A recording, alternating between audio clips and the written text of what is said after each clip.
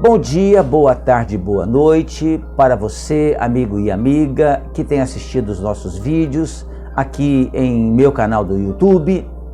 O vídeo de hoje tem por título Doenças Mentais na Visão Espírita. Agradeço a Deus também pela feliz e bendita oportunidade da divulgação daquilo que os Espíritos nos trazem e que nos fazem compreender direitinho por que enfrentamos obstáculos na Terra e de que forma nós podemos nos melhorar e transformar a sociedade em uma sociedade melhor.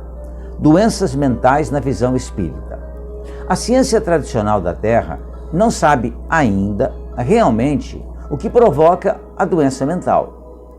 Porque pessoas relativamente sãs, em alguma fase da vida, começam a manifestar traços de insanidade.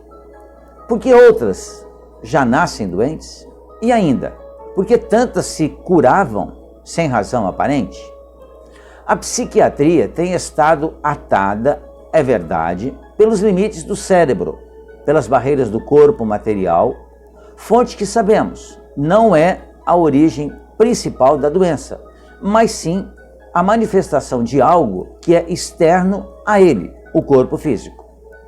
Allan Kardec, o codificador da doutrina espírita, juntamente com os espíritos da codificação, nos apresentaram um elemento primordial para que o entendimento do ser humano, na sua essência, fosse conhecida. A doutrina espírita nos apresentou o espírito. O espírito é o ser imortal, aquele que viveu e viverá inúmeras existências através das reencarnações. É o ser que possui um histórico de uma vida milenar, que não se restringe somente à vida presente. O Espiritismo, com essas informações, abalou as estruturas do materialismo vigente. Abalou, não derrubou. Trouxe uma revolução no campo das ideias. Inovou os conceitos religiosos e científicos. Passados 163 anos do advento da doutrina espírita, a ciência começa, aos poucos, a trabalhar com o espírito, a verificar que existe algo além do corpo físico e que precisa dar muita atenção a ele. A ideia da existência do espírito, e somente ela pode explicar a gênese de muitos problemas da vida cotidiana. É através da lei da reencarnação que explica-se a causa de questões atuais e passadas e que nos causam aflições.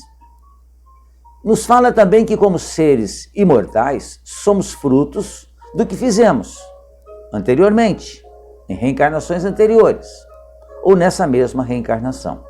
Sofremos ou somos mais felizes de acordo com o que vivemos, ou de acordo com aquilo que a gente vem construindo em nossas existências, nas diversas moradas de Deus.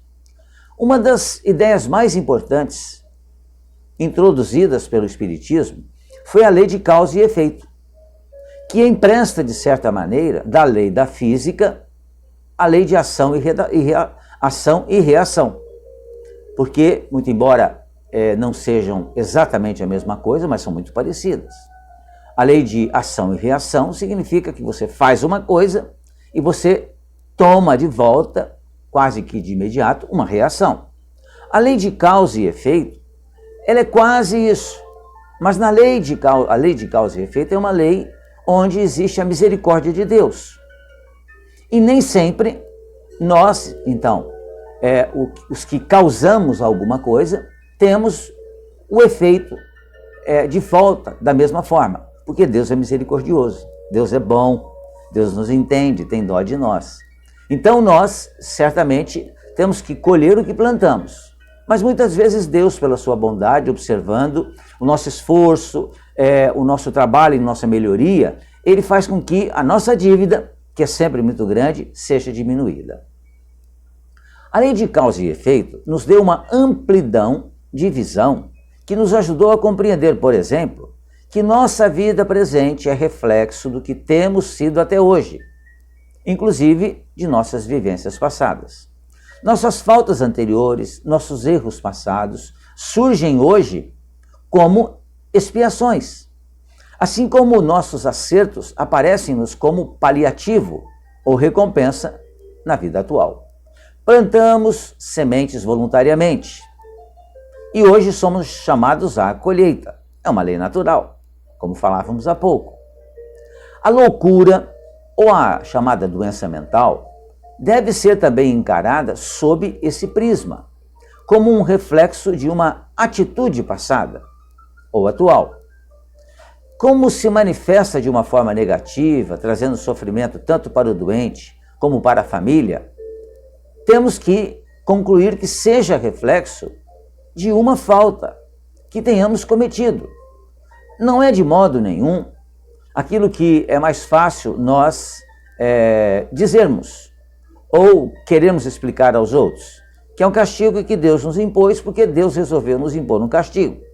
Isso não acontece. Deus não castiga ninguém. As suas leis são leis perfeitas.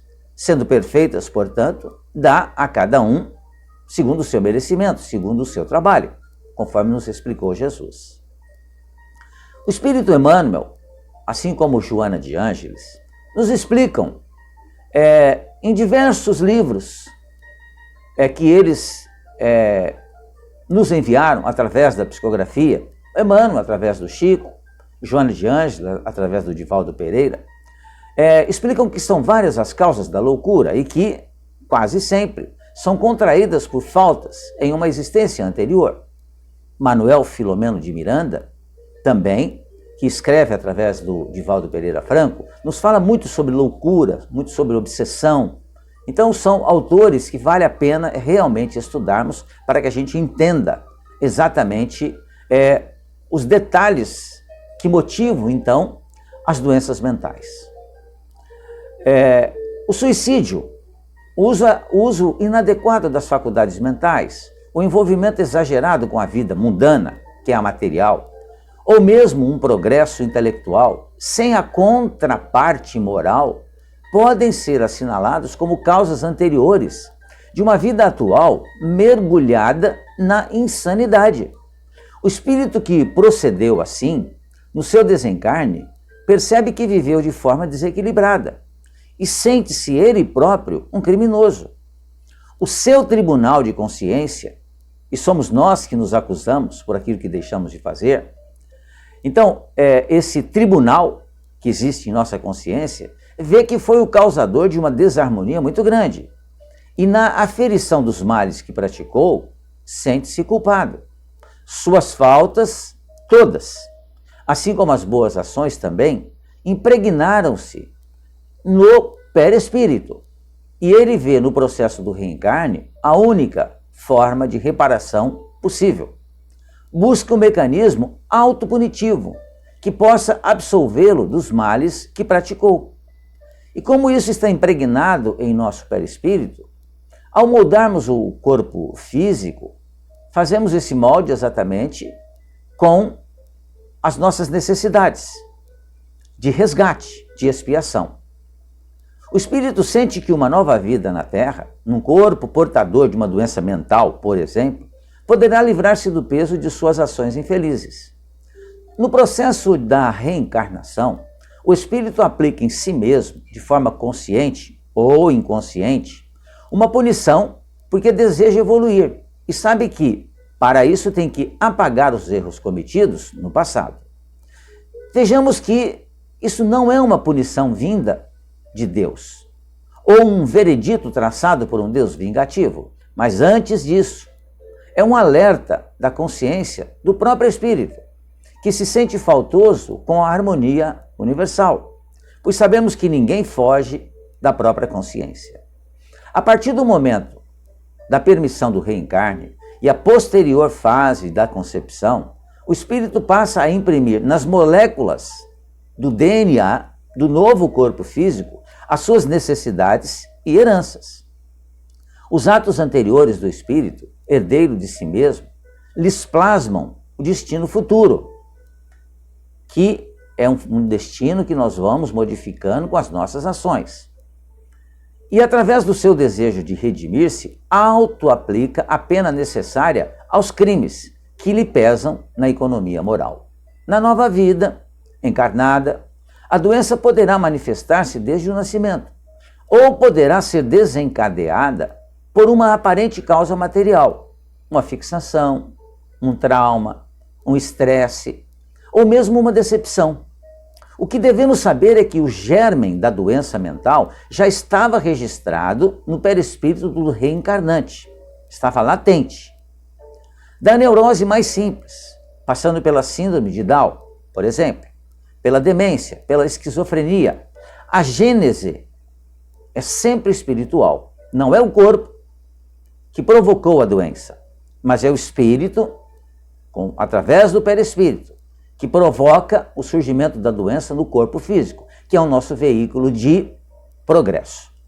E claro, esse veículo de progresso, em ficando doente, nos causa dores e muitas vezes sofrimento também.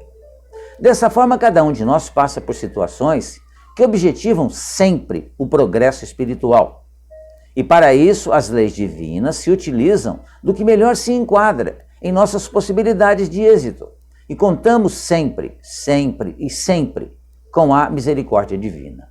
As doenças mentais e outras que trazemos em nossos corpos físicos são o resultado de nossas ações atuais ou anteriores, mas nunca são uma punição divina. E é sempre uma nova e bendita oportunidade de melhoria espiritual. Era isso que tínhamos nesse vídeo. O assunto ele é vasto. Ele é complexo. Doenças mentais na visão espírita. Como nós somos espíritos ainda imperfeitos, sofremos muito com variados tipos de doenças. Então peço aos amigos que se interessaram pelo vídeo, que possam pesquisar mais, estudar mais, porque é assim que nós vamos aos poucos nos melhorando, nos tornando espíritos melhores e entendendo que os processos doentios pelo qual nós passamos são necessidades para nós, espíritos imperfeitos ainda, mas espíritos imortais. Muito obrigado pela sua atenção mais uma vez.